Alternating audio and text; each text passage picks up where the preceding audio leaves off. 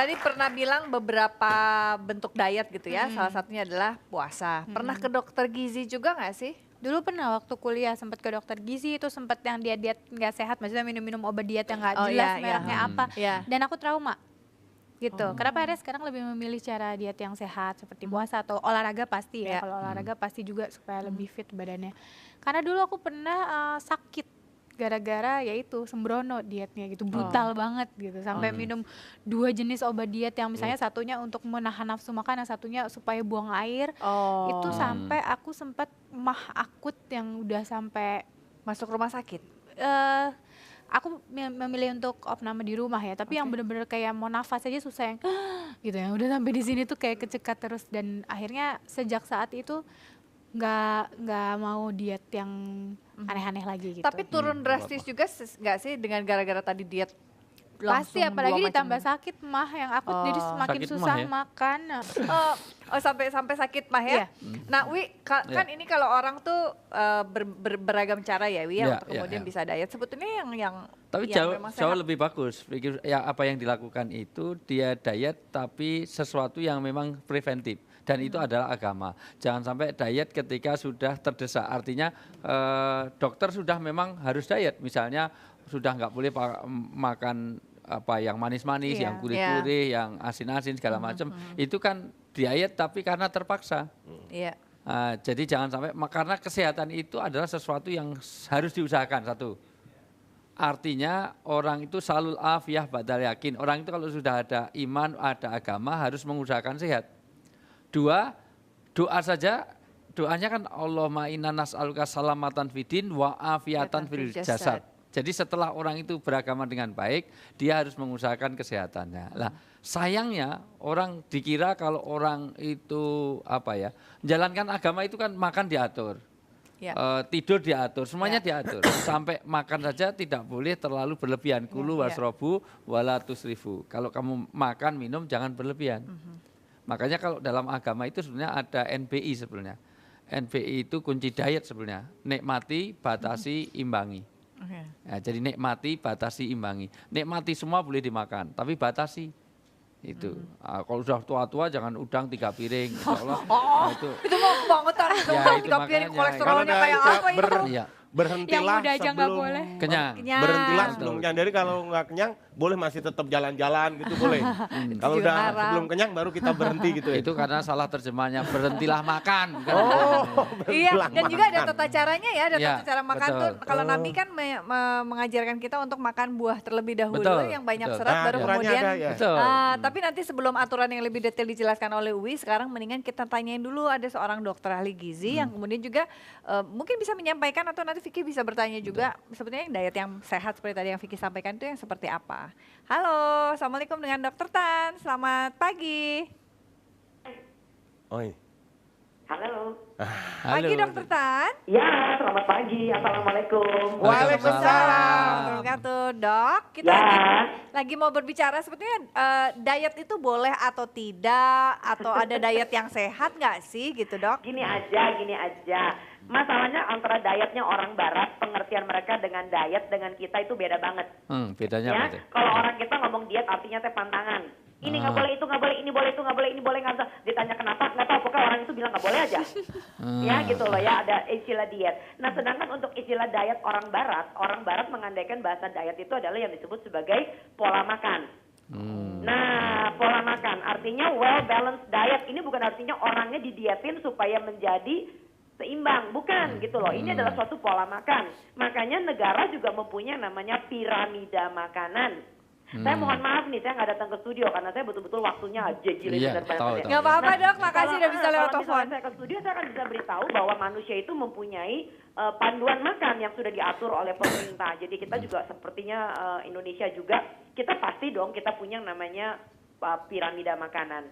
Gitu. Jadi saya nggak menyetujui istilah diet untuk dipakai. Problem dengan manusia berdiet itu problemnya karena dia punya kasus misalnya kegemukan. Dia malu pipinya cabi. Dia mulai mikir nih pinggangnya kenapa makin lebar gitu loh ya.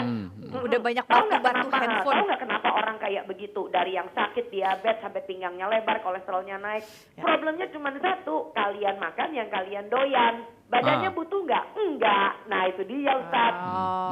Ya, jadi orang pinter Anda makan yang Anda butuh. Allah doyan kan bisa disetel, betul nggak?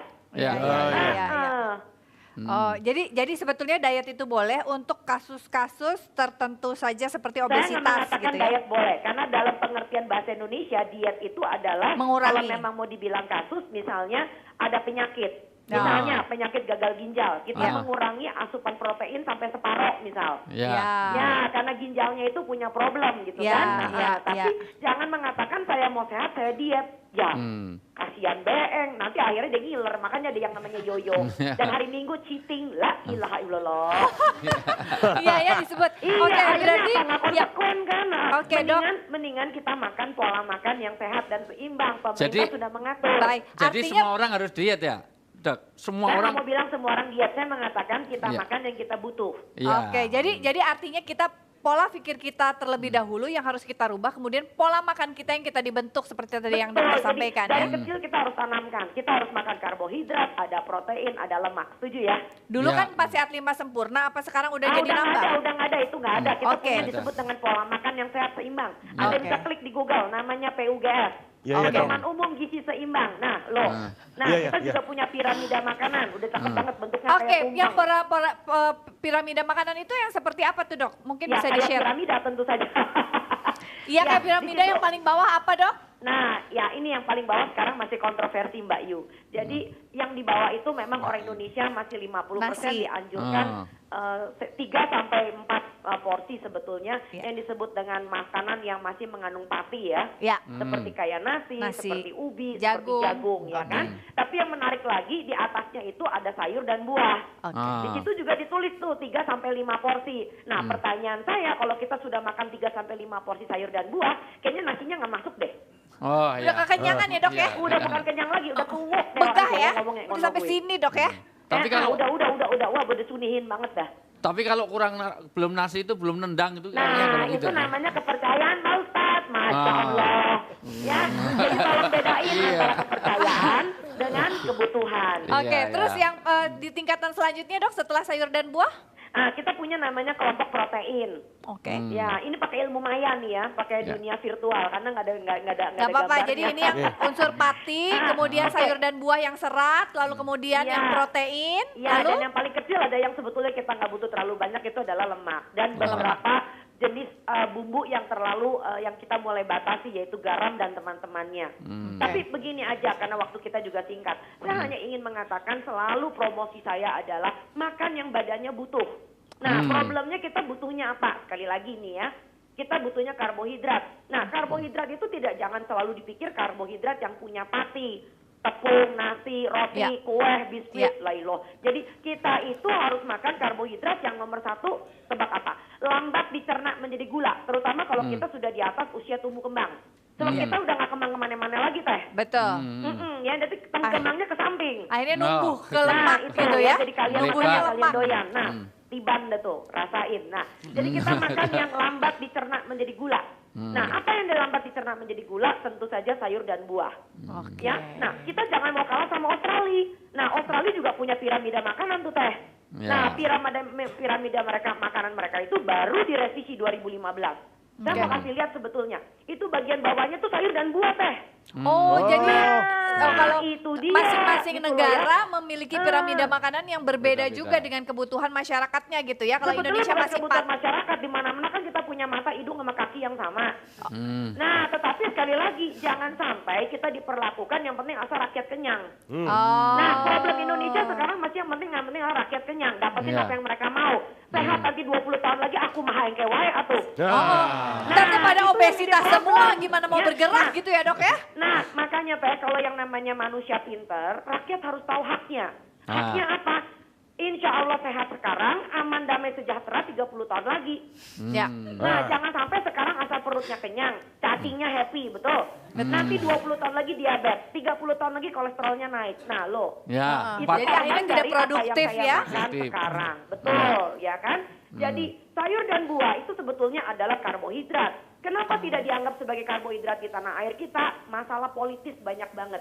Satu. Kedua, kita nggak bicara tentang lahan pertanian, Pak Ustadz. Kita juga bicara karena apa? Karena Indonesia ini pemakan dan pengekspor sekaligus pengimpor juga. Betul. Ya, yang namanya itu benda ajaib yang maha ajaib itu namanya beras. Beras. Nah, lebih cilakannya beras kita tuh beras putih.